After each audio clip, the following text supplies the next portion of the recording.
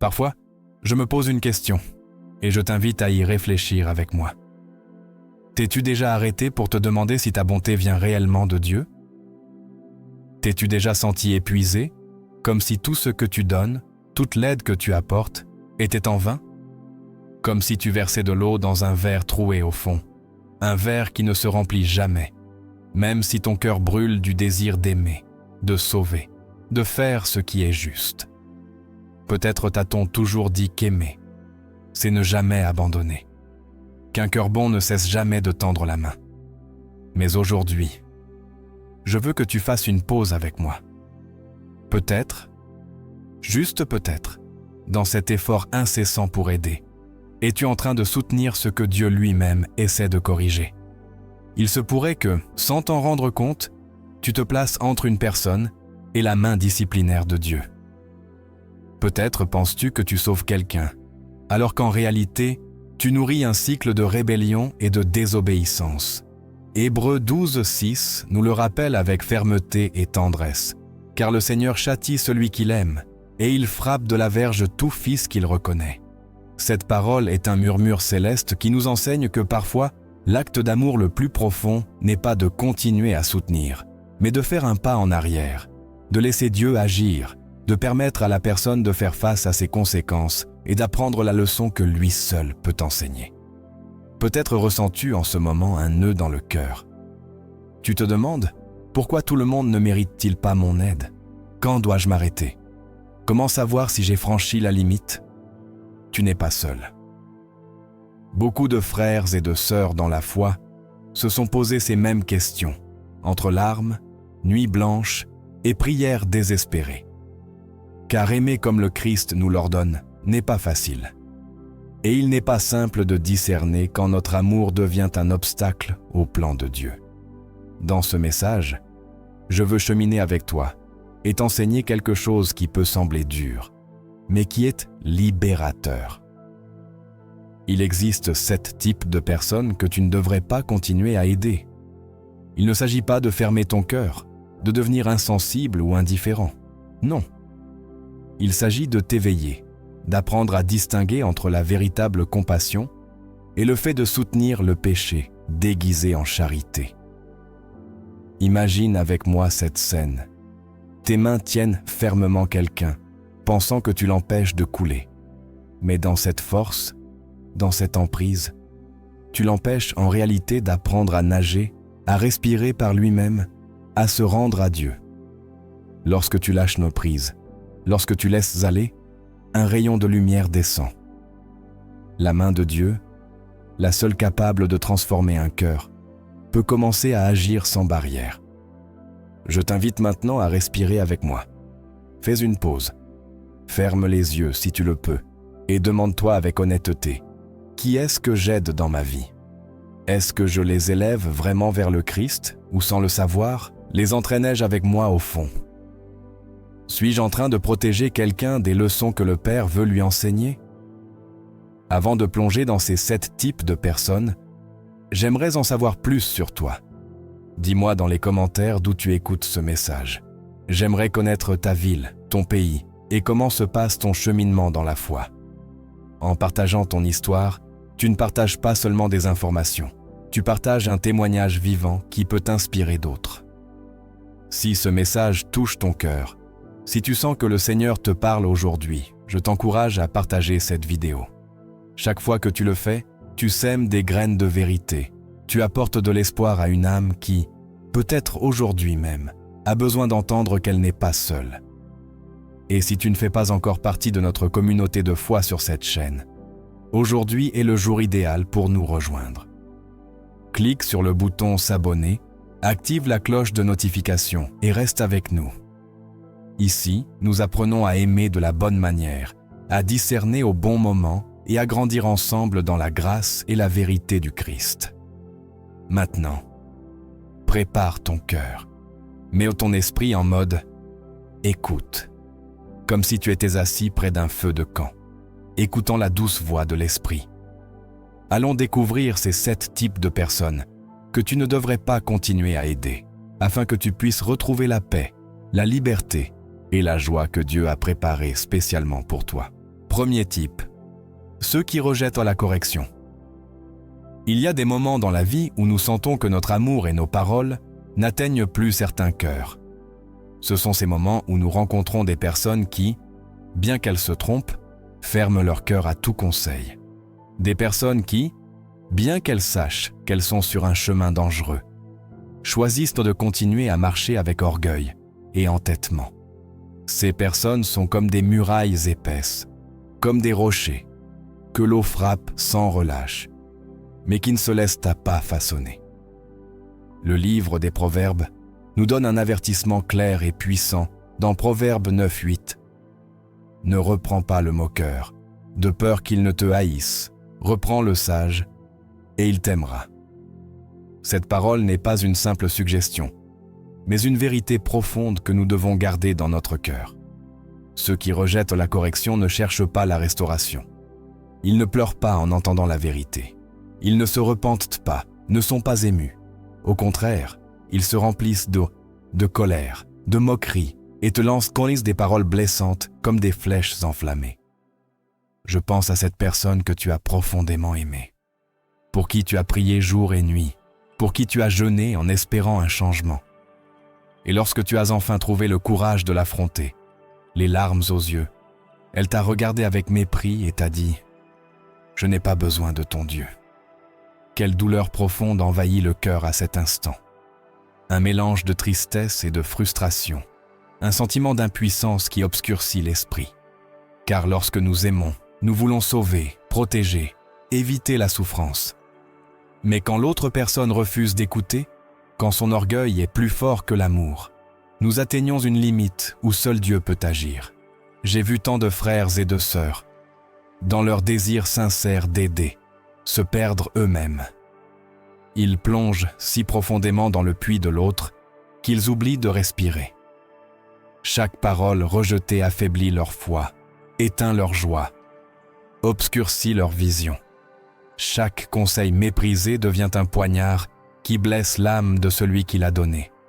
Imagine une porte de fer fermée, sans serrure visible. Tu frappes, tu supplies, tu pleures, mais la porte ne s'ouvre pas. Ainsi est le cœur de celui qui rejette la correction. Tu frappes avec amour, avec patience, avec la parole de Dieu, mais tu n'obtiens aucune réponse. Et lorsque tu n'arrives pas à entrer, tu te blâmes. Tu te demandes ce que tu as mal fait, ce qui a manqué. Mais la vérité, c'est que ce n'est pas toujours à propos de toi. Rejeter le conseil, ce n'est pas seulement ignorer une opinion, c'est rejeter l'amour même de Dieu. C'est dire au Créateur, « Je n'ai pas besoin de ta direction, je sais mieux. » C'est choisir les ténèbres plutôt que la lumière. Et lorsque nous essayons de sauver cette personne par nos propres forces, nous devenons souvent des obstacles dans le plan de Dieu. Car Dieu a ses méthodes, son temps, sa manière parfaite de discipliner et d'attirer à lui ceux qui sont perdus. Parfois, lâcher prise est le plus grand acte de foi et d'amour. Parfois, la meilleure façon de montrer de la compassion est de se retirer et de prier, non pas pour abandonner, mais pour laisser de l'espace à l'Esprit Saint. Lorsque nous lâchons prise, nous disons au Seigneur, « Je fais confiance à ton œuvre. Je fais confiance à ton pouvoir. Je ne suis pas le Sauveur, c'est toi. » Nous pouvons et devons continuer à prier, mais nous devons apprendre à prier sans devenir complices du péché. Car marcher aux côtés de quelqu'un qui rejette continuellement la vérité peut contaminer notre cœur, affaiblir notre foi et nous éloigner du dessein que Dieu a pour nous. Je me souviens d'un homme âgé que j'ai rencontré lors d'une de mes croisades. Pendant des années, il a prié pour son frère, il lui a prêché, l'a cherché dans les nuits les plus froides. Mais cet homme répondait toujours par des moqueries. « Arrête de me déranger avec ta religion. » Le frère persistait, jusqu'à ce qu'un jour il tombe malade, épuisé physiquement et spirituellement. Sur son lit, il a compris qu'il avait essayé de prendre la place qui appartient uniquement au Christ. Les larmes aux yeux, il m'a dit « Aujourd'hui, je comprends que seul Jésus peut entrer dans ce cœur de pierre. Je dois lâcher prise et faire confiance. Chers frères, chères sœurs, Il y a un pouvoir immense à savoir quand se taire, quand lâcher prise, quand se retirer. Car Dieu ne nous a pas appelés à être des sauveteurs de volonté, mais des témoins fidèles de son amour et de sa vérité. Oui, c'est difficile. Oui, ça fait mal. Mais parfois, le plus grand cadeau que tu peux offrir à quelqu'un, c'est de lui permettre de ressentir le vide, afin que, dans ce désert, il crie « Seigneur, sauve-moi ». Si aujourd'hui tu luttes avec une telle personne, si tu te sens coupable à l'idée de t'éloigner, je veux te dire, tu n'abandonnes pas, tu fais confiance. Tu n'arrêtes pas d'aimer, tu aimes de la manière que Dieu ordonne, en les confiant à lui. Prions sans cesse, prions peut-être. Mais après avoir prié, reposons-nous dans la souveraineté de Dieu, car lui seul peut toucher le plus profond du cœur. Lui seul peut transformer les ténèbres en lumière, lui seul peut donner vie là où il n'y a que sécheresse. Aujourd'hui, je t'invite à examiner ton cœur. À qui as-tu besoin de confier au Seigneur? Quelle relation soutiens-tu par tes propres forces et non par la foi? Quelle porte frappes-tu sans relâche, sans réaliser que seul Dieu détient la clé? Puisses-tu dire aujourd'hui, « Seigneur, j'ai fait ma part, maintenant je fais confiance en toi, que la paix du Christ t'enveloppe, que sa grâce te fortifie et que son amour te remplisse d'espoir. » Deuxième type, ceux qui vivent dans la paresse et la dépendance. Un matin, alors que je marchais sur un sentier tranquille dans les montagnes, j'ai vu un homme assis sous un arbre. Il attendait qu'un fruit tombe directement dans ses mains. Je l'ai observé regarder le ciel, se plaindre, blâmer l'arbre de ne pas lui donner ce qu'il pensait mériter.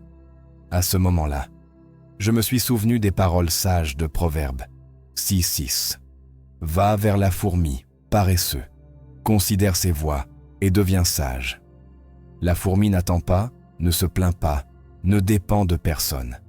La fourmi travaille avec diligence, jour après jour, sans applaudissements, sans récompenses immédiates. Quel contraste avec ceux qui ont décidé de vivre dans la paresse et la dépendance. Ces personnes vivent comme si le monde entier leur devait quelque chose.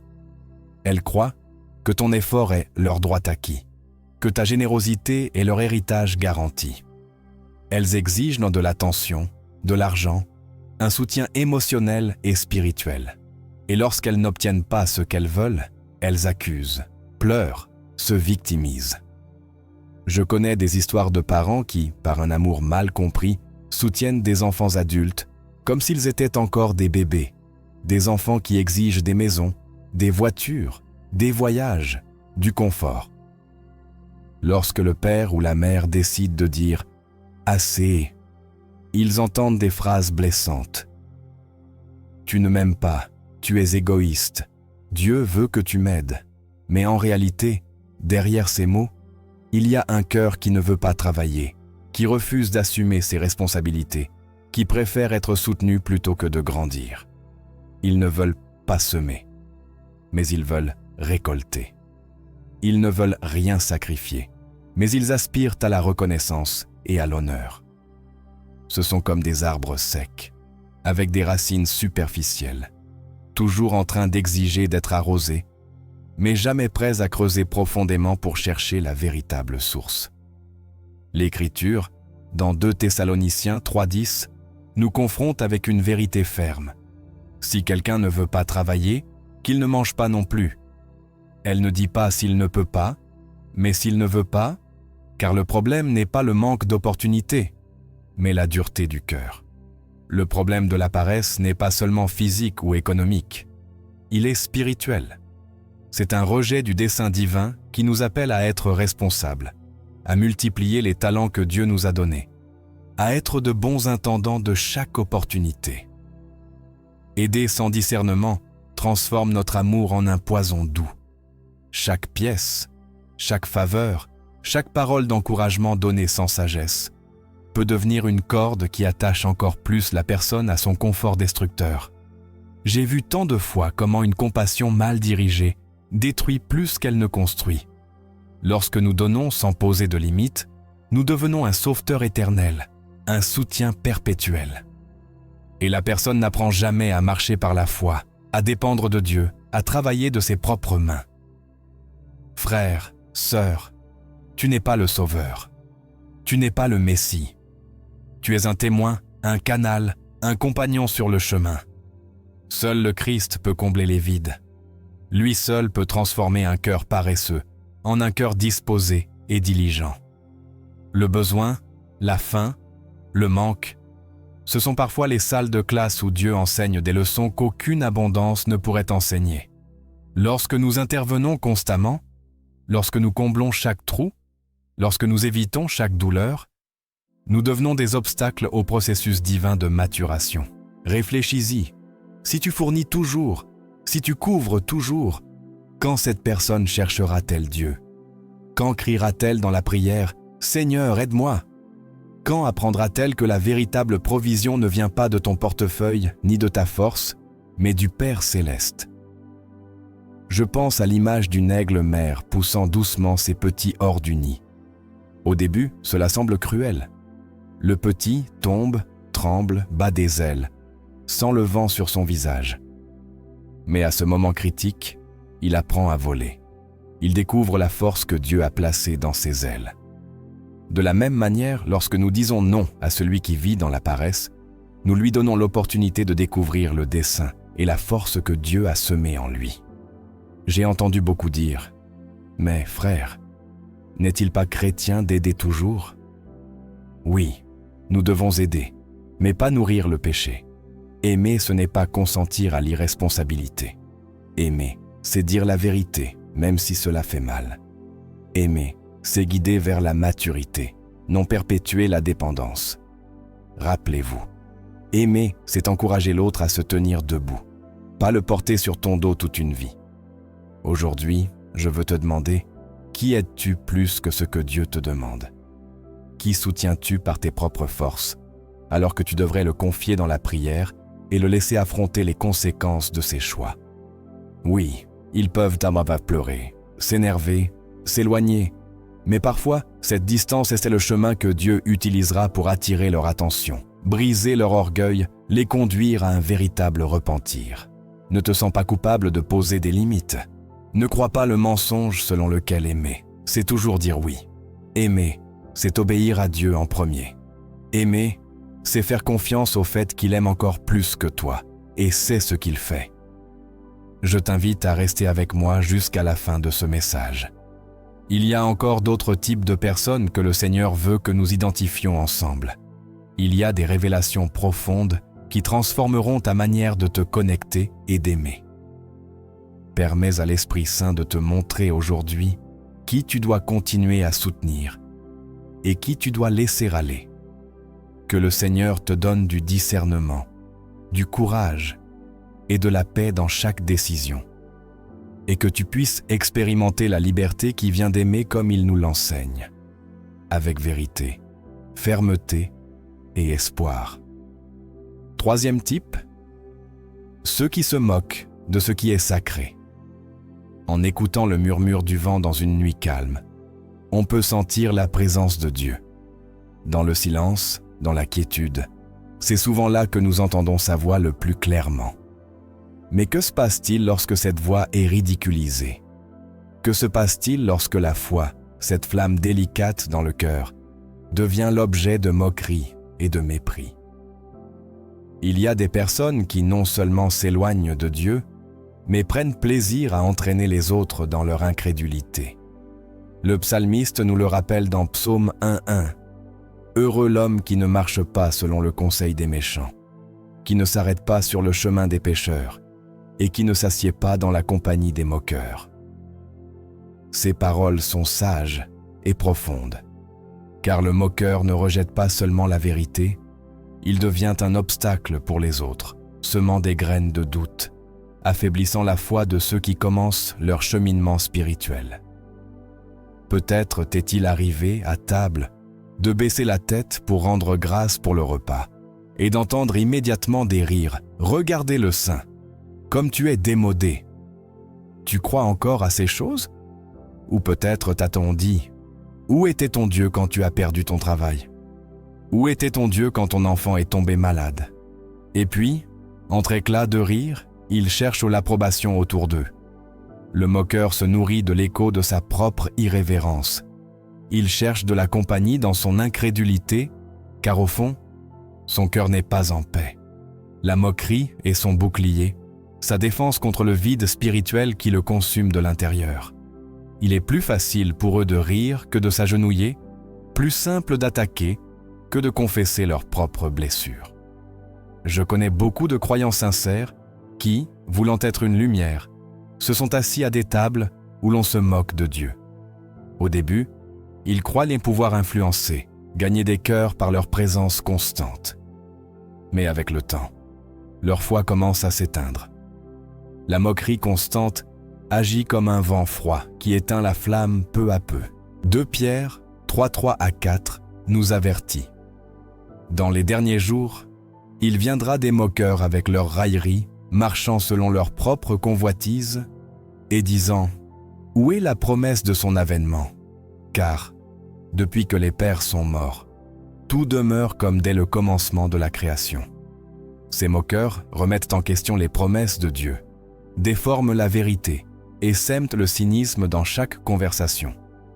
Chaque fois que tu partages ton témoignage, ils répondent à part du sarcasme. Chaque fois que tu parles de prière, ils lancent des plaisanteries. Et sans t'en rendre compte, tu commences à te taire, à garder le silence, à ressentir de la honte. Ainsi, la moquerie ne fait pas seulement mal, elle empoisonne, paralyse, tue la passion spirituelle. Dieu ne nous a pas appelés à débattre interminablement avec les moqueurs. Il ne nous a pas envoyés pour gaspiller nos énergies dans des discussions stériles. Il nous appelle à briller, mais pas à exposer notre lumière à ceux qui cherchent à l'éteindre. Chaque fois que tu choisis de rester au milieu de ces railleries, tu livres ton feu sacré à la dérision. Nous devons être fermes et aimants, mais aussi sages. Il y a des moments pour parler et des moments pour se taire. Il y a des lieux où rester et des lieux dont il faut s'éloigner. Fuis les passions de la jeunesse, dit Paul à Timothée, 2 Timothée 2:22. Et nous pouvons dire aujourd'hui, éloigne-toi aussi des tables des moqueurs. Je pense à l'image d'une bougie allumée au milieu d'une tempête. Peu importe son éclat, si elle reste trop longtemps sous le vent et la pluie, elle finira par s'éteindre. Ta foi est ce feu. Dieu veut que tu la protèges, que tu l'alimentes, que tu la gardes pour qu'elle illumine ceux qui cherchent vraiment la lumière. Ne confonds pas l'amour avec une tolérance aveugle. Aimer, ce n'est pas accepter la moquerie constante, ni se soumettre au poison du mépris. Aimer, c'est prier pour eux de loin, intercéder avec des larmes dans le secret, mais ne pas partager leur table ni leurs plaisanteries. Certains me disent « Mais un frère, ne devons-nous pas être amis avec tout le monde ? Ne devons-nous pas montrer de la grâce et de la patience ? Oui, nous devons aimer tout le monde, mais tous ne peuvent pas être dans ton cercle proche. » Jésus mangeait avec les pécheurs, mais il ne restait pas là où il n'y avait aucun désir de changement. Il ne se joignait pas à leur moquerie. Il ne riait pas de ce qui est sacré. Lorsque tu restes aux côtés du moqueur, ton témoignage s'affaiblit. Peu à peu, tu commences à rire par politesse, à te taire quand tu devrais parler, à ressentir ce que ton esprit rejette. Non, c'est la manière subtile dont l'ennemi agit, pas toujours par une attaque frontale, mais par une érosion douce et constante. Aujourd'hui, je t'encourage à évaluer tes amitiés, tes conversations, tes espaces. Qui nourrit ta foi et qui l'éteint? Où sèmes-tu et où perds-tu simplement des graines? Peut-être est-il temps de prendre une décision courageuse. T'éloigner, non pas avec amertume ou haine, mais avec un amour ferme.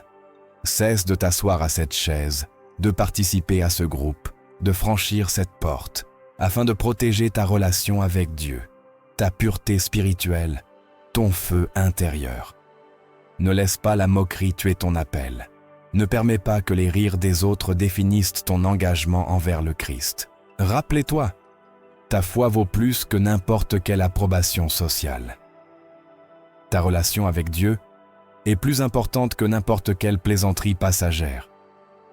Prie pour eux, oui, pleure pour eux si nécessaire, mais prie de loin. Dieu entend chaque cri sincère et sait quand agir dans le cœur de chacun. Tu ne peux convertir personne, mais tu peux décider où nourrir ton âme et avec qui partager ta table. Je termine cette partie en t'encourageant à examiner ton entourage. Regarde avec honnêteté. Y a-t-il des moqueurs près de toi qui éteignent ton feu? As-tu besoin de faire un pas en arrière pour protéger ce que tu as de plus précieux?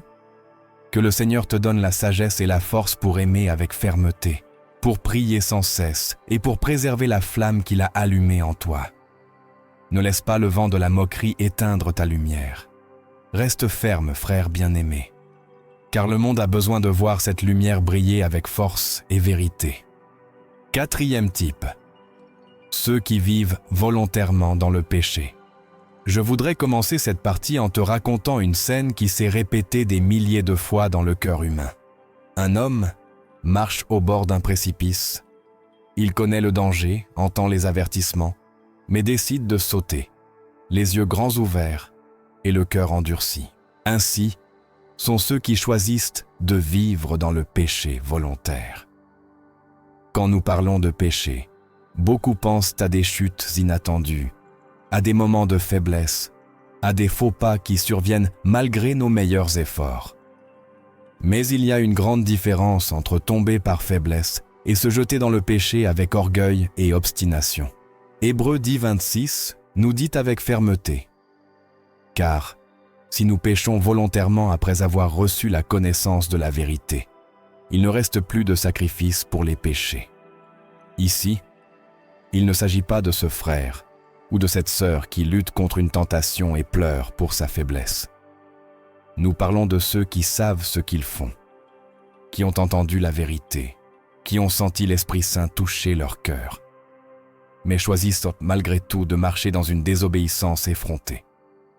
Pense à cet homme qui sait que sa relation extra-conjugale détruit son foyer, blesse sa femme, fait du mal à ses enfants, brise la confiance, et pourtant se justifie en disant « Dieu connaît mon cœur. Il sait que je suis humain. » Avec cette phrase, il s'excuse, se couvre d'un faux manteau de grâce bon marché. Ou cette personne qui vit plongée dans des vices, qui écoute les prédications, qui ressent l'appel, mais qui, en sortant, dit « Ne me juge pas. Dieu m'aime tel que je suis. » Ils se remplissent qu'à la bouche du mot amour, mais rejettent la sainteté. Ils utilisent dans la grâce comme une licence pour continuer à nager dans la boue, sans honte. Ces personnes ne tombent pas par erreur, elles plongent par choix. Elles se jettent comme quelqu'un qui se lance dans une rivière, sachant que le courant l'emportera. Ce sont comme des funambules marchant sur une corde raide au-dessus d'un abîme. Mais au lieu de chercher l'équilibre, ils décident de sauter dans le vide et crient ensuite « Sauve-moi !» Frères, sœurs, le péché volontaire est une rébellion directe contre l'amour et la patience de Dieu. C'est mépriser la croix, piétiner le sang de l'agneau. Romains 6, 1-2 nous confronte. Persévérerons-nous dans le péché afin que la grâce abonde? Loin de là. Nous ne pouvons pas jouer avec le sacrifice du Christ comme s'il s'agissait d'une assurance pour vivre comme nous voulons. Chaque fois que tu essaies de sauver quelqu'un qui choisit le péché avec orgueil, tu deviens, sans t'en rendre compte, un complice. Oui, c'est dur, mais c'est la vérité. Chaque fois que tu couvres ses conséquences, que tu excuses ses attitudes, que tu justifies ses choix, tu le soustrais à la discipline que Dieu veut utiliser pour le conduire au repentir. Dieu, dans sa miséricorde, permet que nous affrontions les conséquences de nos choix. Il discipline parce qu'il aime, non parce qu'il est. Et lorsque tu interviens, tu interromps l'œuvre sainte de l'Esprit. Parfois, nous pensons qu'aider est toujours bon, mais aider en dehors de la volonté de Dieu est dangereux. J'ai vu des mères protéger des enfants adultes contre la loi, couvrant des délits, mentant aux autorités. « C'est mon fils », disent-elles en pleurant. Mais cet enfant ne change jamais, ne reconnaît jamais ses erreurs, ne se repent jamais. Car tant qu'il y aura quelqu'un pour amortir le coup, il ne ressentira jamais le véritable poids de son péché. L'amour véritable, c'est dire non. L'amour véritable sait quand se retirer. L'amour véritable comprend que nous n'avons pas été appelés à protéger le péché, mais à protéger la sainteté. Tu n'as pas été appelé à être un bouclier humain contre la discipline de Dieu. Tu as été appelé à être une lumière, un témoignage, à vivre dans la vérité. Rappelle-toi ces mots. Quand tu t'arrêtes, Dieu commence à agir. Tant que tu continues à soutenir quelqu'un dans son péché, à couvrir, à justifier, à nettoyer son désordre, Dieu attend. Il ne force pas, il n'envahit pas. Il attend que le pécheur voie son besoin et crie pour la miséricorde. Tu peux aimer de loin, prier avec ferveur, clamer jour et nuit, mais tu ne dois pas partager le chemin du péché ni le tolérer. Tu ne dois pas te prêter au mensonge, à la manipulation émotionnelle, au chantage spirituel. Aujourd'hui, je t'invite à examiner ton cœur. Qui aides-tu à rester dans le péché? Qui protèges-tu plus que ce que Dieu ne le souhaite? À qui as-tu besoin de confier complètement dans la prière, en lâchant prise et en disant « Seigneur, je fais confiance en ta justice ». Ce n'est pas facile. Personne n'a dit que ça le serait.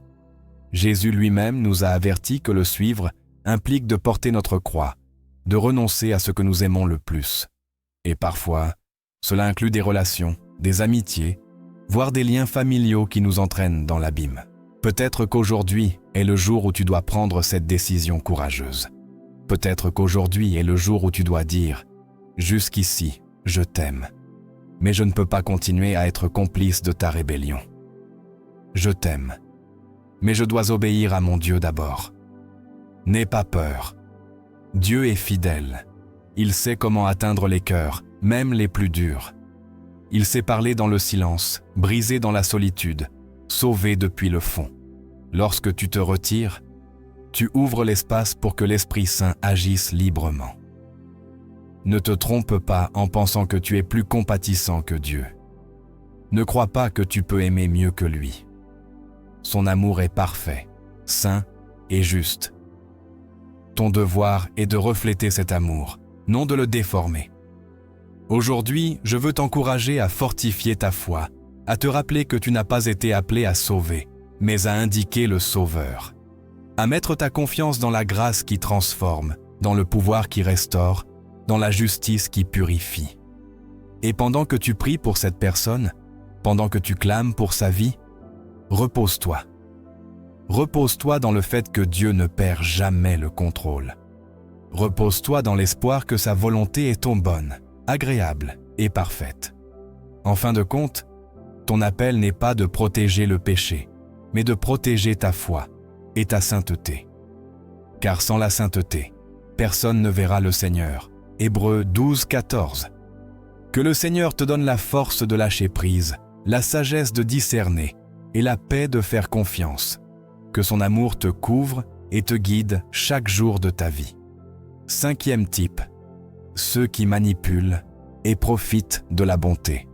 Je me souviens d'une fois où j'ai visité une famille humble dans un petit village.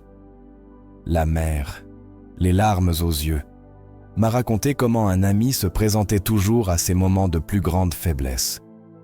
Il arrivait avec des histoires tristes, suppliant pour de l'aide, promettant de rembourser chaque centime, promettant de changer. Avec un cœur noble, elle lui ouvrait la porte, lui donnait à manger, lui prêtait de l'argent. Mais chaque fois qu'il obtenait ce qu'il voulait, il disparaissait, laissant cette mère seule, plus pauvre, plus blessée et avec une foi un peu plus brisée. C'est le visage de la manipulation, une stratégie silencieuse et astucieuse qui se déguise en besoin.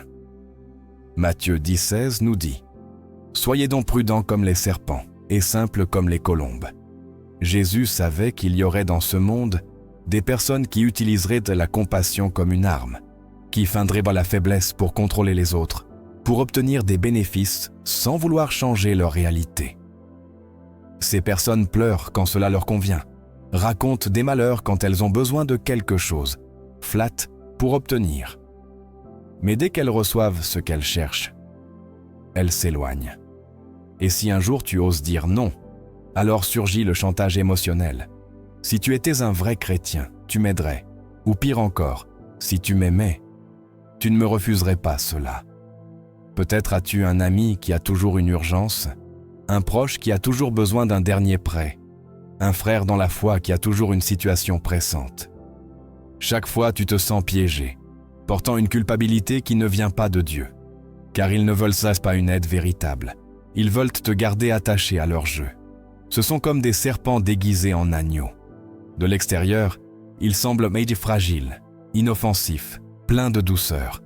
Mais à l'intérieur, ils planifient chaque mouvement pour te maintenir sous leur contrôle, pour extraire ce qu'ils peuvent. Proverbe 14:15 nous enseigne « Le simple croit tout, mais l'homme prudent regarde où il pose ses pas. » Dieu ne veut pas que nous soyons naïfs. Il veut que nous ayons du discernement. Aider ne signifie pas se laisser manipuler. La bonté n'implique pas de perdre la capacité de dire non. Lorsque nous tombons dans le piège de la manipulation, nous commençons à vivre pour plaire à l'autre, pas à Dieu. Notre joie dépend de leur approbation. Notre paix dépend de leurs humeurs. Peu à peu, nous devenons des esclaves émotionnels, prisonniers d'une relation toxique. Le véritable nécessiteux cherche à changer, à grandir, à laisser le passé derrière. Le manipulateur, lui, ne veut pas changer. Il veut seulement prolonger le bénéfice. Il veut que tu sois sa source éternelle, son soutien inépuisable. Dire non est un acte d'amour, un pas vers la maturité spirituelle.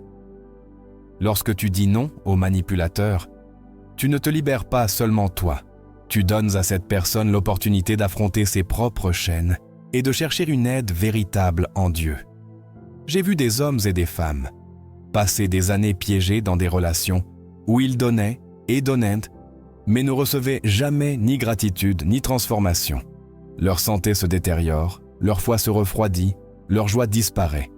Tout cela parce qu'ils croyaient qu'aimer, c'était toujours plaire, tout sacrifier, même leur propre relation avec Dieu. Tu n'es pas une source inépuisable. Tu es un instrument entre les mains du Seigneur. Il est la seule source éternelle, la seule roche ferme.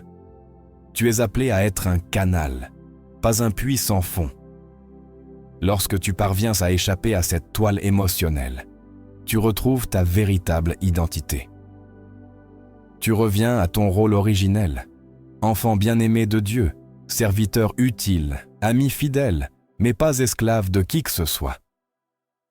Je me souviens d'une sœur qui un jour a décidé de dire « assez ». Pendant des années, elle avait soutenu financièrement un frère qui disait toujours être au bord de la ruine. Chaque mois, une nouvelle histoire tragique. Lorsqu'elle a enfin eu le courage de fermer son portefeuille et d'ouvrir son cœur à la voix de Dieu, quelque chose de puissant s'est produit. Elle a trouvé la paix.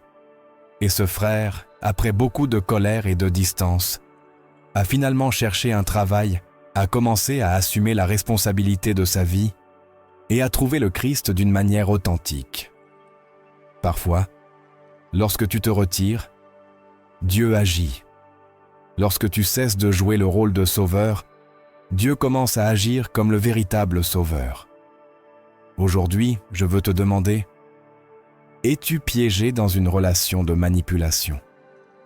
Ressens-tu que tu dois toujours donner plus, faire plus, sacrifier plus, mais ne vois jamais de fruits? Te sens-tu coupable quand tu dis non? Dieu ne veut pas que tu vives ainsi. Il veut que tu vives libre, que tu aimes avec sagesse, que tu serves avec discernement. Rappelle-toi, dire non n'est pas être cruel. Dire non, c'est aimer avec clarté. Dire non, c'est ouvrir la porte pour que l'autre voie sa véritable condition et cherche l'aide que seul le Christ peut donner. Lorsque tu te libères de ces chaînes, tu permets à Dieu d'occuper la place qui lui revient. Tu permets à l'autre de découvrir que l'homme ne peut pas être sa source éternelle, que seul en Christ se trouve la plénitude. Je t'invite à rester avec moi jusqu'à la fin de ce message. Il y a encore des vérités profondes à découvrir ensemble. Que le Seigneur te donne le courage de couper ces liens, le discernement pour reconnaître les manipulateurs et la grâce pour continuer à aimer de manière saine et sainte. Que son esprit te fortifie et te guide chaque jour.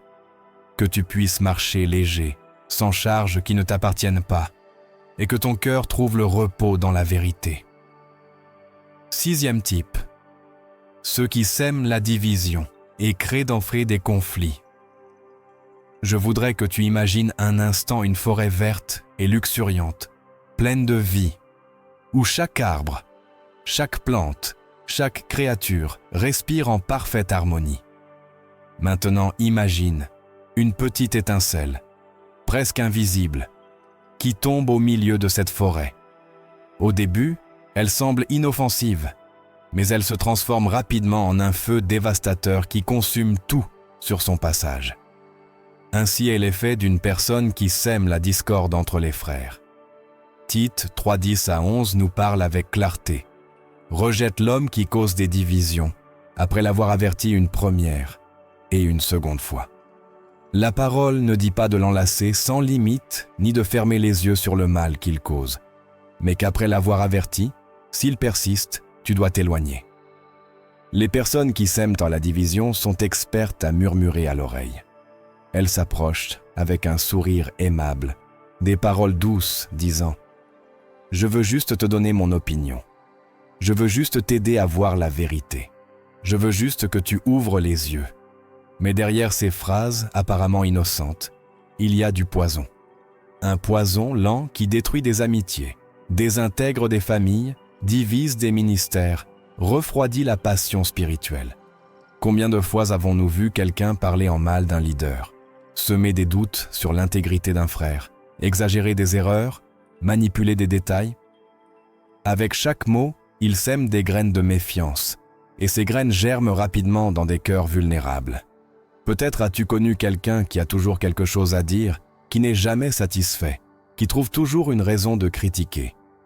Ils disent qu'ils sont sincères, qu'ils veulent seulement contribuer. Mais en réalité, ce qu'ils cherchent, c'est créer un climat de suspicion et de conflit. Proverbe 6:19 nous avertit fermement. Dieu déteste celui qui sème la discorde entre les frères. Il n'y a pas de demi-mesure ici. Dieu abhorre la division, car son cœur est un cœur d'unité, de réconciliation, de paix. Lorsque tu écoutes quelqu'un semer la discorde et que tu choisis de prêter l'oreille, tu deviens complice, oui. Même si tu ne répètes pas l'histoire, même si tu ne participes pas activement, le simple fait d'écouter sans corriger te rend partie du problème. Tu alimentes le feu qui finira par dévorer ce que Dieu a construit avec tant d'amour. Beaucoup pensent que couper une relation toxique est un manque d'amour, mais ce n'est pas le cas. Parfois, couper est la plus grande démonstration d'amour pour Dieu et son corps. Couper n'est pas de la cruauté, c'est protéger l'unité. Lorsque tu décides de fermer la porte au ragot, de ne pas écouter les critiques destructrices, de confronter avec amour ou de t'éloigner, tu élèves un mur de protection spirituelle autour de ta vie et de ta communauté. Les relations contaminées sont comme un ruisseau clair où quelqu'un verse de l'encre. Au début, cela semble être un petit tourbillon sombre, mais bientôt, l'eau entière est teintée. Ainsi en va-t-il dans l'Église, dans les petits groupes, dans les familles. Un seul cœur amer peut intoxiquer tout l'environnement. Toi et moi, nous sommes appelés à être des artisans de paix, des porteurs d'espoir, des instruments de réconciliation. Jésus a dit « Heureux les artisans de paix, car ils seront appelés fils de Dieu » Matthieu 5:9. Il n'a pas dit « Heureux ceux qui gardent le silence face aux mensonges, ni ceux qui tolèrent la division ». Non, il nous appelle à agir, à défendre la vérité, à protéger la communion. J'ai entendu de nombreux témoignages de personnes qui, après des années à soutenir des amitiés nuisibles, ont réalisé le prix qu'elles avaient à payer. Amertume, découragement, éloignement de Dieu. Lorsqu'elles ont enfin eu le courage de dire « assez », elles ont ressenti une liberté qu'elles ne connaissaient pas. Elles ont ressenti la paix. Elles ont senti la présence de Dieu remplir à nouveau chaque recoin de leur vie. Aujourd'hui, je veux te demander, y a-t-il quelqu'un dans ta vie qui sème toujours le doute, la critique, le malaise? Quelqu'un qui éloigne ton cœur de l'Église, qui refroidit ta passion, qui éteint ta joie. Peut-être as-tu toléré ces paroles par peur de perdre une amitié, par peur de rester seul, par crainte du jugement. Mais je veux te rappeler, la véritable solitude n'est pas l'absence de personne, mais l'absence de Dieu, au milieu de tes relations. Ne permets pas qu'une voix toxique te vole la paix que le Christ a gagnée à la croix. Ne permets pas que l'ennemi utilise les autres pour diviser ce que Dieu a uni. Lorsque tu décides d'arrêter d'aider, lorsque tu choisis de ne plus soutenir celui qui sème la division, tu fermes la porte aux voleurs spirituels. Tu protèges ton âme, ta foi, ta communauté. Le corps du Christ est sacré. Chaque membre est important. Chaque cellule a un but. Et si un membre est infecté, tout le corps souffre. C'est pourquoi protéger l'unité n'est pas optionnel. C'est un commandement. Je t'encourage à être courageux, à demander du discernement à l'Esprit Saint, à prier et dire « Seigneur, montre-moi qui, dans ma vie, sème la discorde. Donne-moi la force de confronter ou de m'éloigner. Donne-moi la grâce d'agir avec amour, mais avec fermeté. Rappelle-toi, Dieu bénit ceux qui préservent l'unité. Dieu soutient ceux qui défendent la paix. Et lorsque tu prends la décision de couper ce qui contamine, tu ouvres l'espace pour que sa présence inonde ta vie avec une nouvelle force, une joie renouvelée, un amour authentique. Reste avec moi jusqu'à la fin de ce message. Il reste encore un dernier type de personne que tu as sûrement rencontré dans ton cheminement. Je te promets qu'en le découvrant, tu verras plus clairement comment maintenir des relations saines et alignées avec le cœur de Dieu. Que le Seigneur te donne la sagesse, te couvre de sa paix et fortifie ton esprit pour que tu vives comme un véritable artisan de paix au milieu de ce monde brisé. 7e type, les ingrats. Je veux que tu fermes les yeux un instant et que tu te souviennes de cette personne que tu as aidée quand personne d'autre n'était là. Cet ami qui est venu vers toi, les larmes aux yeux, demandant une aide désespérée. Tu étais là, tu lui as offert ton épaule, ton temps, tes ressources. Tu as payé ses dettes, tu l'as accompagné à l'hôpital, tu as prié pour lui dans les nuits les plus sombres. Tu as donné tellement que parfois tu as même oublié tes propres besoins. Mais que s'est-il passé lorsque tu n'as plus pu donner? Que s'est-il passé lorsque, pour la première fois, tu as dit non? Soudain, cet ami a disparu. Il n'a plus répondu à tes appels, n'est plus revenu frapper à ta porte. Pire encore, il a commencé à dire autour de lui « Il n'est plus le même ». Elle est devenue égoïste. Elle ne m'aime plus comme avant. Luc 17h17 nous présente une scène émouvante. Jésus avait guéri 10 lépreux, un miracle extraordinaire, une opportunité de commencer une nouvelle vie. Pourtant, un seul est revenu pour rendre grâce. Et Jésus, avec une douleur dans la voix, a demandé « Les 10 n'ont-ils pas été guéris? Et les 9, où sont-ils » L'ingratitude n'est pas seulement un manque de politesse ou un petit défaut de caractère. L'ingratitude révèle l'état du cœur, montre un manque d'humilité et une absence de reconnaissance envers la grâce et le sacrifice. La personne ingrate ne valorise ni le sacrifice ni l'effort. Pour elle, ton aide n'est pas un cadeau, mais une obligation. Peu importe ce que tu fais, elle pensera toujours que ce n'est pas assez. Elle attendra toujours plus. Et lorsqu'elle ne l'obtiendra pas, son amour s'évanouira comme la vapeur au matin. Je pense à l'image d'un verre cassé avec une fissure au fond. Peu importe combien d'amour tu verses, il se vide toujours. Il exige toujours plus d'eau, plus d'efforts, plus de temps. Mais il ne se remplit jamais. 2 Timothée 3:2 décrit parfaitement ce type de personne, amoureux d'eux-mêmes, ingrats. L'ingratitude est la sœur de l'orgueil, la compagne de l'égoïsme. Une personne ingrate transforme l'amour en un outil, un moyen pour atteindre ses propres fins. Elle ne voit pas ton cœur, n'entend pas tes prières, n'est pas émue par ton dévouement. Et lorsque tu continues à aider sans limite, lorsque tu ignores les signaux, lorsque tu justifies son attitude, Tu commences y semer dans un sol aride. Tu perds ton énergie, tu perds ta paix, et sans t'en rendre compte, tu éloignes les bénédictions que Dieu a préparées pour toi. L'ingratitude ferme la porte. Cette phrase résonne comme un écho dans mon âme, car lorsque tu tolères l'ingratitude, tu fermes la porte à de nouvelles relations saines, à de nouvelles opportunités, à la renouvellement que Dieu veut apporter dans ta vie. Aimer ne signifie pas tout tolérer. Aimer ne signifie pas permettre qu'on piétine ton cœur. Aimer, c'est reconnaître quand quelqu'un a cessé de recevoir ton amour comme un cadeau et l'a transformé en un droit exigé. Je connais un frère qui prêtait toujours de l'argent à un ami qui promettait de changer. À chaque fois, cet ami pleurait, promettait de rembourser, promettait de travailler. Mais lorsque l'argent a cessé, lorsque le frère a dit « assez », cet ami est parti et a commencé à le diffamer dans l'église, disant qu'il était avare, qu'il ne connaissait pas l'amour chrétien. Cette expérience l'a brisé, mais elle l'a aussi libéré. Il a compris que Dieu ne l'avait pas appelé à être une banque ambulante, ni un sauveteur perpétuel. Dieu l'avait appelé à aimer avec discernement, à semer dans un sol fertile, à investir dans des vies qui veulent vraiment grandir. Lorsque tu continues à aider une personne ingrate, tu permets à la manipulation et à l'abus émotionnel de croître.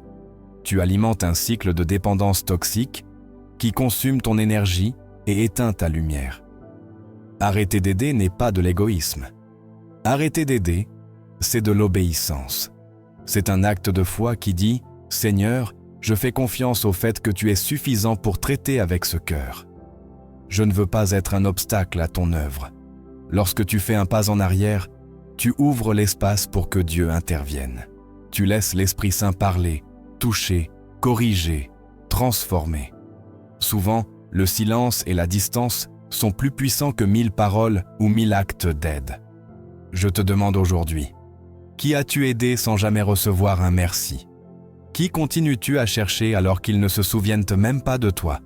Combien de fois as-tu senti que ton amour devient une charge que personne n'apprécie? Peut-être qu'aujourd'hui, Dieu te dit « assez », non pas parce qu'il n'aime pas cette personne, mais parce qu'il veut que tu préserves ton cœur, que tes ressources soient utilisées pour sa gloire, pour ceux qui valorisent vraiment, qui cherchent vraiment la transformation, qui portent vraiment du fruit. Consacre ton temps, ton amour, tes prières, ton énergie à ceux qui comprennent la valeur d'une étreinte sincère, qui apprécient une parole d'encouragement, qui reçoivent une prière comme un trésor. Investis dans les cœurs qui savent multiplier l'amour, partager la grâce, reconnaître la main de Dieu dans chaque petit geste. Aujourd'hui, je veux t'encourager à changer de perspective. Remercier n'est pas une politesse, c'est le reflet d'un cœur régénéré. L'ingrat vit fermé à la bénédiction, car il ne sait pas la reconnaître. Toi, en revanche, tu es appelé à être un donneur joyeux, mais aussi sage. Rappelle-toi, lorsque tu cesses de nourrir l'ingratitude, tu ouvres l'espace pour recevoir de nouvelles bénédictions. Lorsque tu fermes la porte à ceux qui ne valorisent pas, Dieu ouvre des fenêtres remplies de lumière et d'espoir. Mets fin avec courage au cycle toxique. Lâche avec amour, libère-toi et fais confiance au fait que Dieu est capable de faire bien plus que ce que tu imagines dans cette personne, même lorsque tu n'es plus là. Que le Seigneur te donne la force de dire non quand c'est nécessaire, le discernement pour identifier l'ingratitude et la paix pour lâcher prise sans culpabilité. Que son amour inonde ta vie avec des relations vraies, profondes et remplies de gratitude. Conclusion. Protège ton dessein. Nous voici arrivés à la fin de ce message et je veux te remercier du fond du cœur d'être resté avec moi jusqu'au bout. Merci d'avoir ouvert ton esprit, ton cœur, de t'être laissé parler par l'Esprit Saint à travers ces paroles. Aujourd'hui, nous avons parcouru un chemin profond et exigeant. Nous avons exploré ces types de personnes auxquelles, par obéissance et non par dureté de cœur, nous devons apprendre à dire « assez ». Car le véritable amour ne signifie pas toujours donner sans limite, ni soutenir ceux qui ne veulent pas être soutenus. Parfois, L'amour le plus pur et le plus vrai est celui qui sait lâcher prise. Beaucoup confondent l'aide inconditionnelle avec le commandement d'aimer. Et c'est vrai, Jésus nous a appelés à aimer même nos ennemis. Mais cet amour ne signifie pas toujours être disponible pour tout, accepter tout, tolérer tout. L'amour du Christ est un amour qui corrige, qui discipline, qui pose des limites saines. Ne te trompe pas en pensant que dire non est de l'égoïsme, un manque de compassion ou le signe d'un cœur froid. Bien souvent, dire non est l'acte le plus grand de foi et d'obéissance. Car lorsque tu lâches prise, tu dis à Dieu: « Seigneur, je fais confiance au fait que tu feras ce que je ne peux pas faire. Je fais confiance au fait que tu es plus sage, plus fort, plus aimant que moi. Rappelle-toi, ne pas aider dans certains cas ne signifie pas manquer d'amour, mais témoigner du respect pour la volonté de Dieu. Car il ne veut pas que tu sois prisonnier de relations toxiques ni esclave émotionnel. Il veut que tu vives libre avec une foi ferme, un cœur sain, sans chaîne qui t'entraîne hors de son dessein. Parfois, le plus grand acte de miséricorde n'est pas d'étendre la main, mais de la retirer pour que l'autre cherche la main qui sauve véritablement, la main du Christ. Je t'invite aujourd'hui à regarder en toi, à examiner chaque relation dans ta vie. Demande-toi: qui est-ce que je soutiens par mes propres forces?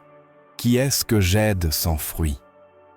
Est-ce que j'aide quelqu'un qui m'éloigne de Dieu, qui consume mon énergie, qui éteint ma joie? Est-ce que je soutiens quelqu'un qui me détourne de mon appel? L'Esprit Saint peut te montrer avec clarté. Aujourd'hui, tu peux prier et dire: « Seigneur, donne-moi le discernement pour reconnaître qui continuer à aider et qui confier à tes mains. Donne-moi la sagesse pour investir mon amour et mes efforts dans ceux qui sont vraiment prêts à grandir, à changer, à te chercher. » Cette prière peut être difficile. Elle peut impliquer des larmes, peut-être lâcher quelqu'un que tu aimes profondément. Mais je veux t'assurer, lorsque tu obéis à Dieu, tu ne perds jamais. Tu gagnes toujours la paix, la liberté et la certitude qu'il prendra le contrôle. Aujourd'hui est un bon moment pour faire une déclaration de foi.